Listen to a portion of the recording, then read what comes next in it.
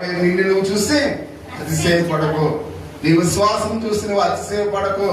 కాబట్టి మనం కూడా పడిపోతాం. జాగ్రత్తగా ఉండాలని అపోస్తలుడైన పౌలు సెలవిస్తున్నట్టుగా మనం చూస్తూ ఉన్నాం. అయితే 30వ వచనం అంటాడు ఆయన చివరి యొక్క మాట, అయితే ఆయన మూలముగా మీరు క్రీస్తు యేసునందు ఉన్నారు అని ఇక్కడ చెప్పినట్టుగా మనం చూస్తున్నాం. మనం కేవలం ప్రభువునందు మాత్రమే అతిశయించాలి. కాబట్టి మనం ఎవరినందు అతిశయించాలి? ప్రభువును బట్టి మనం అతిశయించాలి. మనం అతిశయించకూడదు. మన ధనాన్ని బట్టి, మన జ్ఞానాన్ని బట్టి, మన తెలుగుని బట్టి, అయితే మనకున్న మామూలుగా బలాన్ని బట్టి ఎవరు కూడా అతిశయపడకుండా ఎవరిని బట్టి అతిశయపడాలంట? యేసు క్రీస్తు వారిని బట్టి మనం అతిశయపడాలి. ఎందుకంటే యేసు క్రీస్తు నందలి విశ్వాసము ద్వారా దేవుడు మనను పిలిచిన్నాడు. ఆ విశ్వాసములోనే దేవుడు పరిశుద్ధాత్మ శక్తి ద్వారా మనను ఆయన సృష్టించాడు అనే విషయానికి మనం చూస్తూ ఉన్నాం. అందుకని ఆయన అంటూ ఉన్నాడు, మొదటి కొరింథీయులకు రాసిన పత్రిక 12వ అధ్యాయం 3వ వచనంలో, పరిశుద్ధాత్మ వలన తప్ప ఎవడును యేసు ప్రభు అని చెప్పలేడు.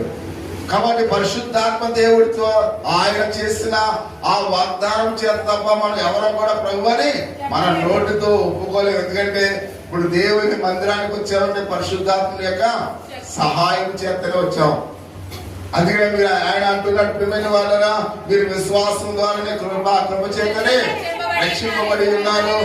ఇది మీ వల్ల కలిగినది కాదు, దేవుని బహుమానమై ఉన్నది. ఇది క్రియల వల్ల కలిగినది కాదు. కాబట్టి ఎవరు కూడా అతిశయపడ మీరు లేదని మనం చూస్తూ ఉన్నాం.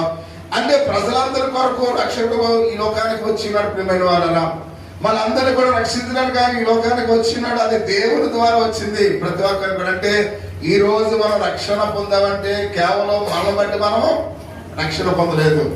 దేవుని యొక్క ఉచితమైన కృప ద్వారానే మనము రక్షణ పొందాం. ప్రియ సహోదరి సహోదరుడా, దేవుడి కృప లేకపోతే మనం ఎవరు కూడా రక్షణ పొందేవారము కాదు అనే విషయాన్ని ప్రతి ఒక్కరిని కూడా గమనించాలి.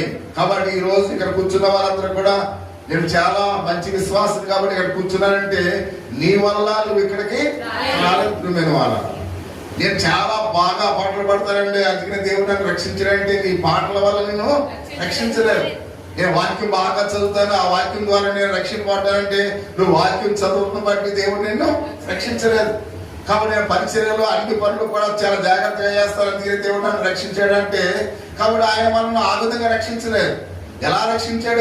ఇక్కడ మనం వచ్చామంటే ఎలా రక్షించాడు మనల్ని? మన కృప ద్వారానే. ఎన్నిక లేని వారంగా ఉన్న మనల్ని దేవునికి పాత్రులుగా చేశాడు. ప్రియమైన వారు, అయితే ఇక్కడ మనం చూస్తూ ఉన్నాం. అయితే ఈ యొక్క అర్హత మన యొక్క క్రియను బట్టి, మన ఆలోచన బట్టి, మన తలంతులను బట్టి దేవుడు మనల్ని ఇక్కడ కూర్చోబెట్టలేదు.